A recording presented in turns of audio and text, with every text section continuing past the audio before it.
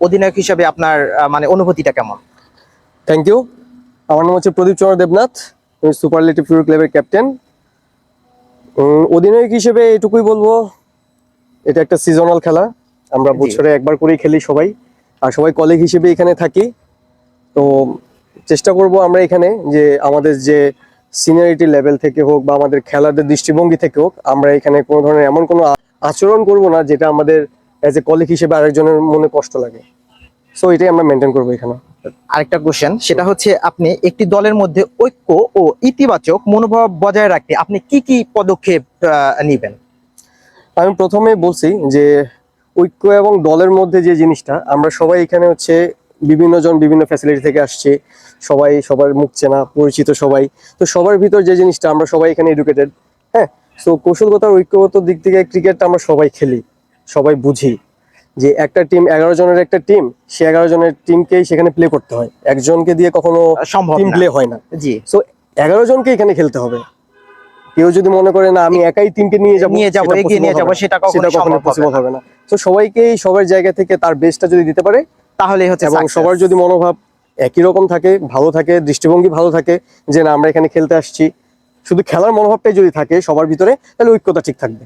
এখন দেখা যাচ্ছে যে আপনি হচ্ছে আপনার ডিসিশন যে দিচ্ছেন, এখন মাঠের মধ্যে থেকে দেখা গেছে যে আরেকজন আপনার ডিসিশন যদি হচ্ছে, এখন ডিসিশন মেকার যারা, সেটা হচ্ছে মাঠে সবসময় ডিসিশন মেকার থাকে আম্পায়ার। আমি আমার জায়গা থেকে আমি তাকে বলতে পারবো যে হ্যাঁ আমার এই জায়গাটা প্রবলেম হচ্ছে, বা ডিসিশন মেন দিবে মেন আম্পায়ার, এবং থার্ডকে মাঠের মূলনীতি বা নিয়ম কানুন যেটা থাকে সেটা আমাকে মেনে নিতে হবে। যদি আম্পায়ার যদি কল যেটা থাকে সেটা আমাদের মেনে নেওয়া উচিত আমি মনে করি। জি জি।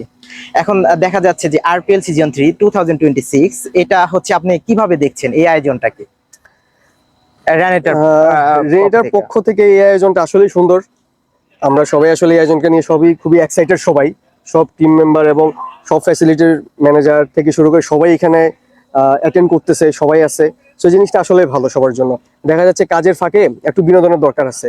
আমরা আসলে এখানে যে লেভেলে কাজ করি, এখানে আসলে সেই বিনোদনের জায়গাটুকু আমরা বছরে একবারই পাই, সেটা হচ্ছে এই আরপিএল এর মাধ্যমে আমাদের শুরু হয়। আচ্ছা, সো এটাকে আমরা খুব এক্সাইটমেন্ট হিসেবেই দেখতেছি। এটা আমাদের হচ্ছে দেখা যাচ্ছে কি কাজ করতে করতে একটা একঘেয়েমি চলে আসে, এই একঘেয়েমি ভাবটাও এটার মাধ্যমে চলে যায়, মানে দূর হয়ে যাবে। হ্যাঁ হ্যাঁ, সেটা আসলে ভালো একটা। যখন আপনারা হচ্ছে আজকে হচ্ছে বেশি দিন তার খেলা হবে না, দেখা গেছে যে যতদিন খেলা হবে তখন দেখা গেছে যে কাজ কিন্তু হচ্ছে থেমে নেই, আমাদের কাজ থেকে কখনোই থেমে থাকে না, কাজ সবসময় কাজের মধ্যে চলতেছে এবং কাজের মাঝে শেষ করে এসে খেলতে চলে যেতাম। এখন কিন্তু আর এটা পসিবল হয় না। তো এখানে খেলার কাজের ফাঁকে খেলে আবার কাজ করাই একটা জিনিস, এটা আমাদের মেনটেন করে নিতে হয় সবকিছুর মাঝখানে। তো এটাও একটা এক্সাইটমেন্টের ব্যাপার। আর হচ্ছে যে দেখা যাচ্ছে এটা একটা জিনিস কি হয়, নতুন কলিগ থাকে, পুরাতন কলিগ থাকে, অনেক নিউ জয়েনার্স আসে রেনেটায়। দেখা যাচ্ছে খেলার মাধ্যমে সবার সাথে সবার একটা পরিচয় হয়। দেখা যাচ্ছে আমরা কেউ অনেকেই আছে নতুন প্লেয়ার চিনি না, জানি না, খেলার মাধ্যমে হচ্ছে আসলে বন্ধুত্বপূর্ণটা হচ্ছে সম্পর্কটা বেশি হচ্ছে অ্যাডজাস্ট হয়, যেটা আসলে কাজের থেকেও বেশি। কাজের ক্ষেত্রে দেখা গেছে যে কাজে সবসময় একঘেয়েমি করতে করতে এখন দেখা গেছে তখন কাজের মাধ্যমে আপনার যতটা না আপনি মিশতে পারবেন, কিন্তু খেলার মাধ্যমে কিন্তু দেখা গেছে যে ফ্রেন্ডলি সম্পর্ক আরেকটু বেশি গভীর হয়। যাই হোক, হচ্ছে আপনি ক্যাপ্টেন, আপনাকে স্বাগতম থাকবেন। আর হচ্ছে যদি হচ্ছে আজকে আপনি কোনো কারণে বাই চান্স যদি আপনার দলটা হেরে যায়, তখন হচ্ছে আপনার অনুভূতিটা কেমন হবে? তখন অনুভূতি সেমই থাকবে এখন যেরকম আছে দেখুন, কারণ আমার হাতে আরো 2টা ম্যাচ থাকবে, 2টা ম্যাচ জিতার আমি আপ্রাণ ট্রাই করবো। আচ্ছা, আপনার জন্য অনেক শুভকামনা রইল, আপনার দলের জন্য। Thank you.